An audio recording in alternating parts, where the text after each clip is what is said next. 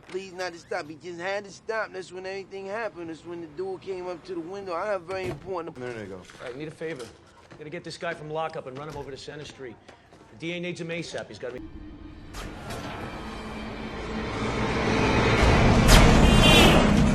The film kicks off with Jack Mosley on a bus, recording a message for Christina, wanting her to know the truth despite what the police might say. Then, we shift to police raiding an apartment in New York City, finding 2 Latino gang members shot dead. They clear the scene, awaiting the coroner, with the captain instructing someone to stop monitoring the area. Jack, seemingly a cop at the end of his career, enters the apartment, disregarding protocol by touching everything and looking for alcohol. Clearly downcast, his drinking exacerbates matters. Later, at his office, he arrives after working overtime, visibly tired and limping, indicating how his career as a top detective ended due to physical issues. His captain hands him a simple case file typically handled by junior officers. He requests Mosley to accompany a witness named Eddie Bunker to the courthouse, located 16 blocks away from the station, for a grand jury testimony. He gives him a time frame of 118 minutes to complete the task. Initially, Jack declines but is eventually compelled to agree. Eddie Bunker, a chatty African-American, is seen in a holding cell, talking incessantly. When Jack arrives to escort him, Eddie continues chatting even in the car, irritating Jack. Due to heavy traffic, Jack decides to stop at a liquor store, leaving Eddie in the car.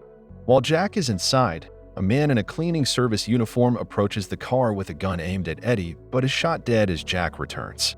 Chaos ensues, leaving Jack momentarily stunned. Unaware of a second gunman, Jack narrowly escapes further gunfire by reversing his car into the assailant and fleeing the scene. Jack brings Eddie to a bar he's familiar with and asks the owner to clear out everyone, including the owner themselves. He calls the station for backup, but instead, his ex-partner, homicide detective Frank Nugent, and his team show up. Frank, composed and articulate, explains he overheard the call and stopped by to assist. He offers to take over, but Eddie, still talking nonstop since the shooting, questions Jack's decision to stop for a drink. His chatter abruptly ceases when another detective enters, suggesting Eddie recognizes him. Jack senses something suspicious. Frank reveals Eddie is set to testify against numerous corrupt cops, including a high-ranking official, which will devastate many officers' careers by exposing their wrongdoing. In subsequent scenes, it's revealed that Eddie witnessed corrupt cops engaging in illegal activities, including killings. Frank disarms Jack, handing the gun to his team, who clean it and place it in Eddie's hand.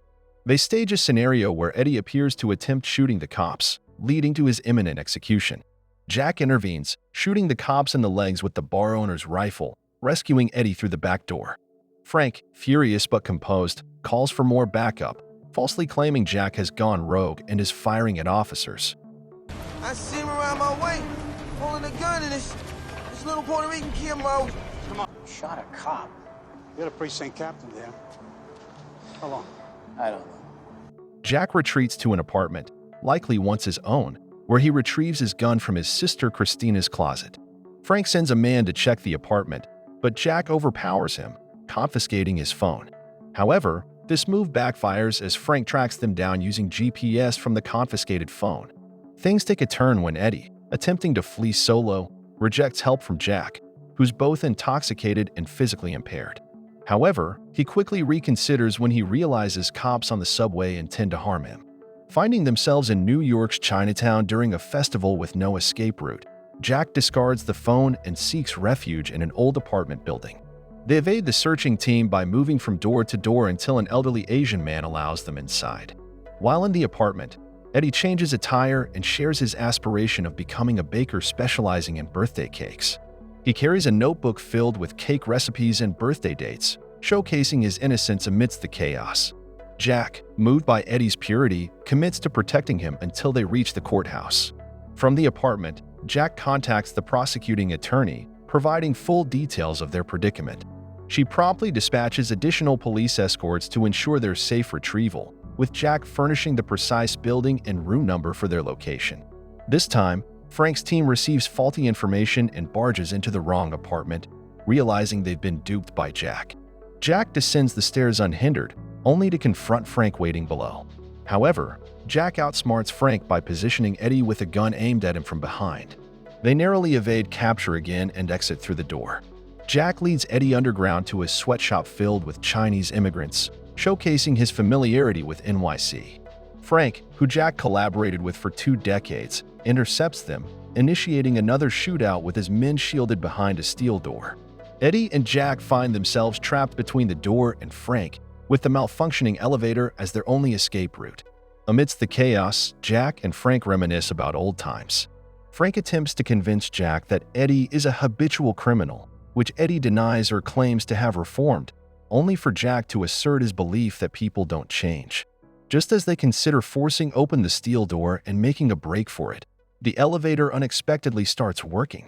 Jack and Eddie seize the opportunity, entering the elevator and ascending to freedom through the front door. Once on the streets, they quickly board a bus, pursued by 2 of Frank's men. The pursuers shoot the bus's tires, causing it to swerve out of control and come to a halt in a dead-end street, now with 31 passengers held hostage. With the SWAT team, the commissioner, and news crews present, Frank must proceed cautiously. Stand